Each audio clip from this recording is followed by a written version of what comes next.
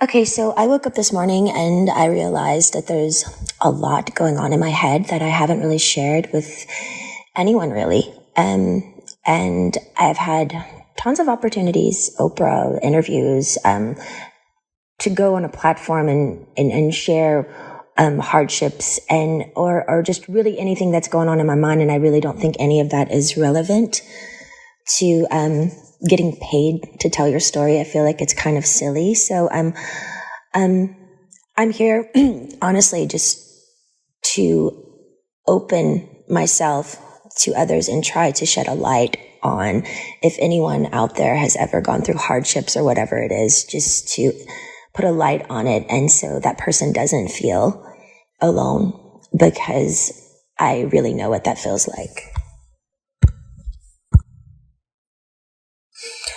I haven't honestly shared this openly too as well, because I've always been scared of the judgment and definitely the embarrassment of the whole thing, period, and the skepticism and the cynical people of what and their opinions of what people would actually think. I do think I'm in a place now where I'm a little bit more confident that I can be willing to share openly my thoughts and what I've been through, because I haven't really had that outlet to share completely openly for so long, just scared of judgments, thoughts of other people and what they think or what they may say.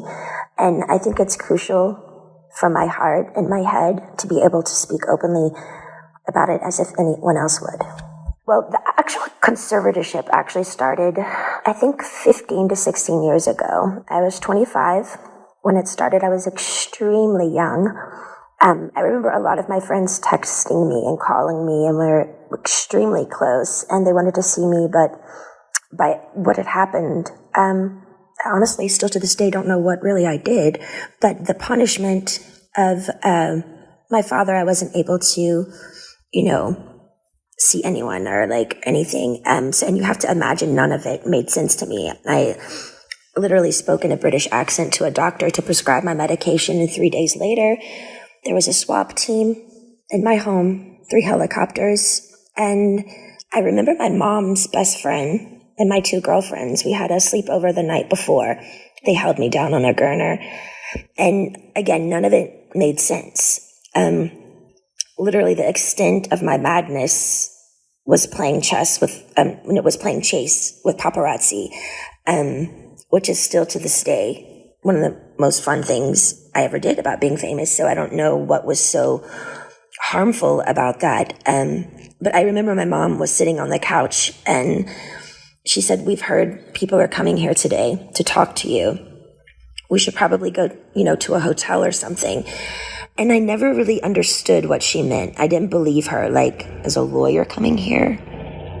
Who is coming here?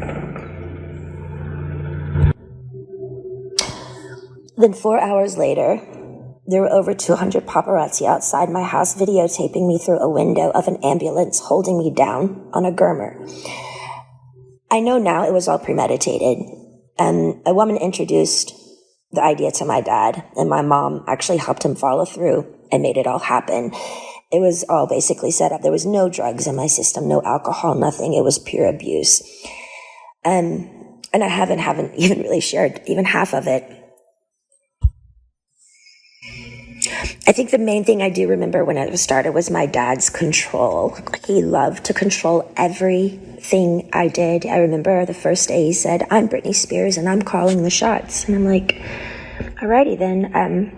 My brother was a football player. My dad was really, really hard on him when he was younger, really abusive. And I think when my mom gave him the idea for the conservatorship and his friend, I think he just really regrouped it and made such a really, really overhauling big deal out of it. And it was just really too much. I remember him always being in the office, and my girlfriend was his assistant, and they would just stay in there all day with the door shut, and I was never ever able to leave or go anywhere. My first job after the 2 weeks of being hospitalized and completely traumatized out of my mind, I did a TV show called How I Met Your Mother, and then I started working on an album called Circus. and started working away right away. All I do remember is I had to do what I was told. I was told I was fat every day. I had to go to the gym. I had to and I never remember feeling so demoralized and just, they made me feel like nothing.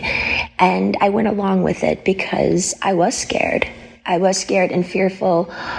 I didn't even really do anything. And I had like a swap team and how, like, none of it made sense to me. So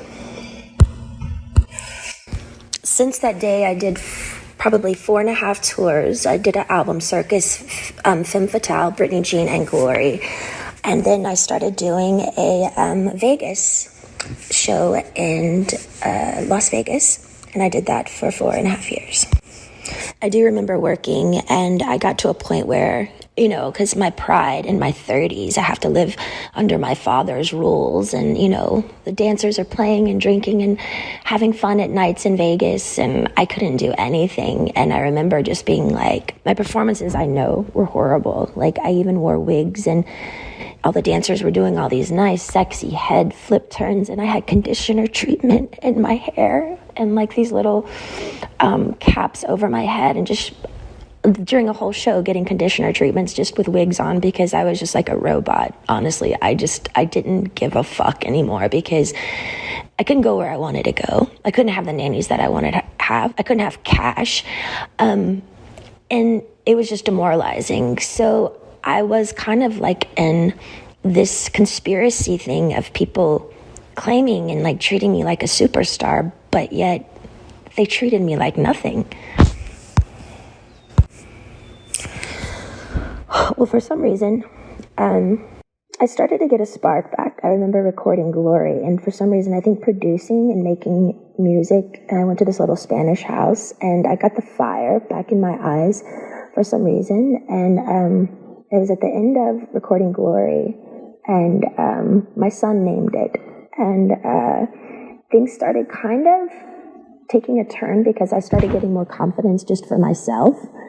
And I think with confidence, people kind of like, oh, wait, what's going on now? Like, she's speaking up a little bit more, but it might not be particularly a good thing if I'd been quiet for 15 years.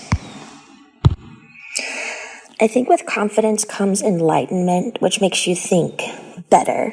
And that's the last thing they wanted me to do, is to actually be better, because then who would be in control then?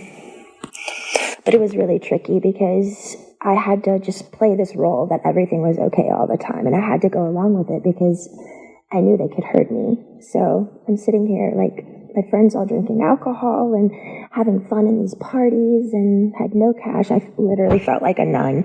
My girlfriends from home came to visit me in a spa, and I couldn't even walk into the spa. And they had their feet doing pedicures in the water, and the 3 ices of bottles of champagnes before my show just sitting there. And I wasn't even acknowledged by them, my own hometown friends, when they would come to Vegas. And it was just, it was demoralizing, I will say. You also have to understand, it's like, 15 years of touring and doing shows, and I'm 30 years old under my dad's rules. And all of this is going on, and my mom's witnessing this, and my brother is witnessing, and my friends are witnessing it, and they all go along with it. And I'm like, how am I the one working here and doing all this, but I don't get the side things that, the good stuff, I want to be able to play. I want to be able to have fun. Like, none of it made sense to me. Well, the last show in Vegas ended 2017. I went on tour, which of tour I was forced to do, but I was supposed to do a new show. So the new show came along.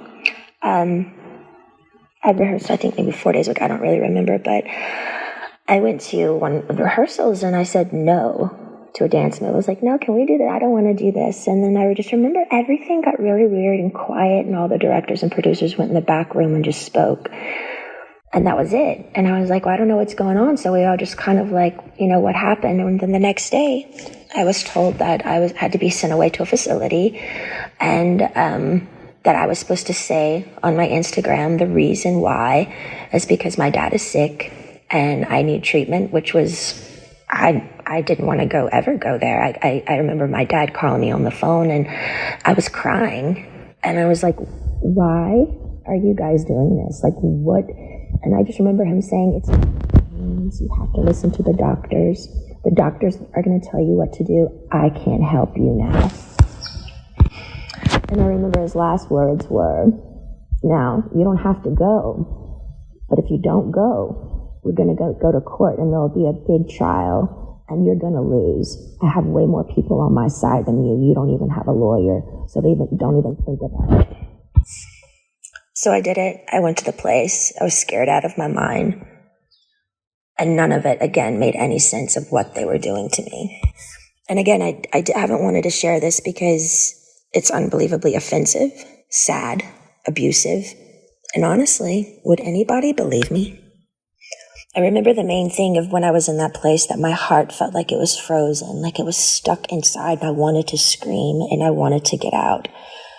And I think by a needle and thread, it was the breathing peacefully inward that I missed the most. I felt like I was in a state of shock, almost like when an old person feels helpless and they're literally going through some sort of shock treatment and they can't relax their body because they don't have the answers of why they can't have their own keys to their car and put it in the ignition and walk outside, and their own security guards at every door saying they can't go.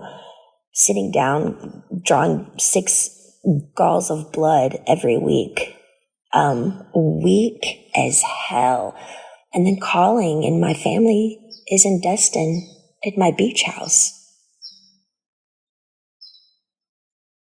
It didn't make sense.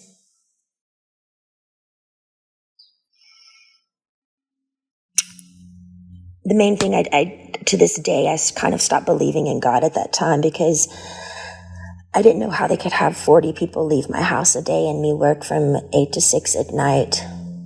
Be seen changed every time I changed in the shower. No privacy, no door, nothing. How did they get away with it? And what the fuck did I do to deserve that?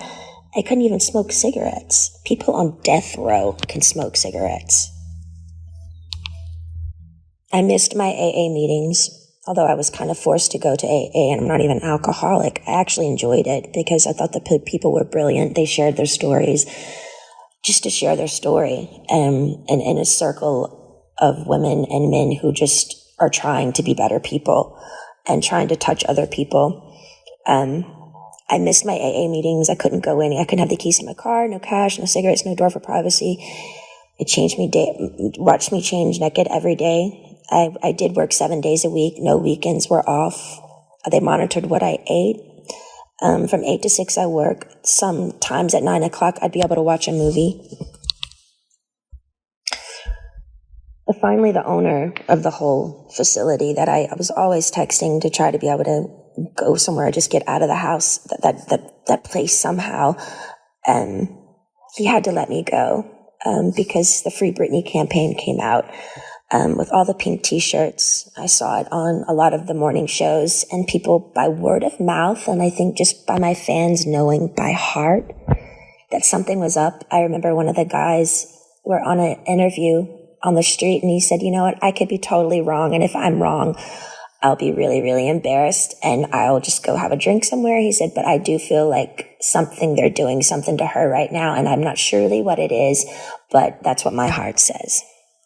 But the whole thing that made it really confusing for me is these people are on the street fighting for me, but my sister and my mother aren't doing anything. To me, it was like they secretly, honestly liked me being the bad one, like I was messed up, and they kind of just liked it that way. Otherwise, why weren't they outside my doorstep saying, baby girl, get in the car, let's go? I think that's the main thing that hurt me. I couldn't process how my family went along with it for so long. And I mean, almost half a year, you know? And their only response was, we didn't know. I'm like, I'm on the phone telling you right now, I'm here, please. Eventually, by the grace of God and praying on my knees, I left the place. But I was still scared. I was really, really scared. And from then on, I had support. I needed a lot of support. And I found two really, really great people that would come to my house weekly and just help me with my mind, because I didn't understand all the therapy that I had to do there. But why have therapy when it's forced and in like a militant, almost prison-like way that like is where you're not even all there? None of it made sense. Well, I think my strength grew because I didn't reach out to my dad anymore. And they were playing the game of ball and twist of, she's going to come running back to us because, we've scared her and we're the bosses here. But I didn't. I just stalled and I stalled and I stalled and I stalled. And finally, I think they just knew I wasn't going back. And I finally got a lawyer. A wonderful friend finally got me a lawyer. And he really helped me through it. To me, the thing was, I think the trauma of all of it and just the whole thing together and going down to how much effort and work and heart I put in to what I did when I did work, even down to the details of how many rhinestones are going to be in my costume. And I cared so much. And they literally killed me. They threw me away. That's what I felt like my family threw me away. I was performing for like thousands of people at night in Vegas, the rush of being a performer, the laughter, the joy, the respect. I was shaking over 40 people's hands every night before a show, training weekly, 3 training sessions a week, AA meetings, therapy sessions. My dad literally, I was a machine. I was a fucking machine. Not even human. Almost. It was insane how hard I worked. And the one time I speak up and say no in rehearsals to a fucking dance move, they got pissed. I feel like the scare tactic and how badly they treated me in the end, I think they thought I was going to come begging back to work again because they thought, I needed them. Because they put me in an ignorant, scared state of mind to make me feel like I needed them. And if you don't do what we say, we're going to show you who's boss. I didn't play their game anymore. I got on my knees every day and I prayed. I held on like a needle and thread to some sort of existence because they had made me feel like nothing for so long. I knew in the deepest, deepest part of my core, I knew I'd done nothing wrong and I didn't deserve the way I'd been treated. I do think the hardest thing for me was I wanted to use my feet and leave and run or go somewhere.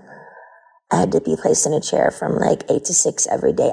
I couldn't take it. I talked to rabbis. I've talked to grown men about it. And they're like, we don't see how you did it. Honestly, I don't either. And through that, I remember saying, I don't believe in God anymore. I honestly deserve an award for acting like I was okay every day. I thought they were trying to fucking kill me. I remember one time I was backstage and I needed my inhaler. And I opened up to my assistant because I had my phone with me, which I'm not supposed to have my phone underneath the stage. But I said to her, you know what I'm doing. I was talking to a guy and he wanted to just leave the country with me. We had it all set up to just leave. And it was a secret relationship. And I said, my biggest fear was, what would my dad do if I did do something wrong? What if I left the country? And what if they found me? And what would they do? And I said, I feel like they would lock me up or something or really hurt me. And she looked at me and she said, are you kidding me, Britney? Your dad would never do that to you. And I didn't even do anything wrong, and he still did it. I'm honestly more angry at my mom because I heard when reporters would call her at the time and ask questions of what was going on, she would go innocently hide in the house and she wouldn't speak up. It was always like, I don't know what to say. I just don't want to say the wrong thing. We're praying for her. I feel like she could have gotten me a lawyer in literally 2 seconds. My friend helped me get one in the end, but every time I made contact with a firm, my phone was tapped and they would take my phone away from me. And again, I get nothing out of sharing all of this. I have offers to do interviews with Oprah and so many people, lots of money, but it's insane. I don't want any of it. For me, it's beyond a sit-down, proper interview. I had no contact in that place for so long, and my heart would just want to stand up in my family's faces and scream and cry and throw a tantrum and go back in time and do exactly what I wanted to do at those times. Yeah, and might even spit in their fucking faces. Why?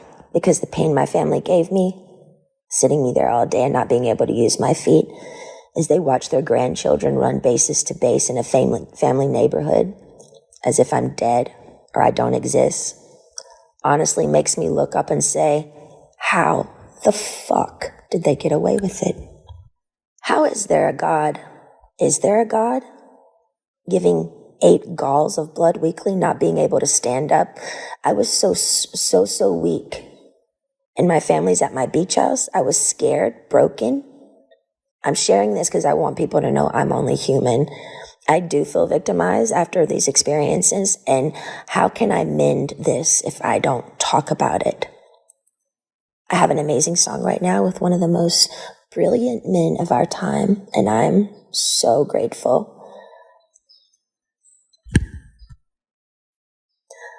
But if you're a weird introvert oddball like me, who feels alone a lot of the time, and you needed to hear a story like this today so you don't feel alone,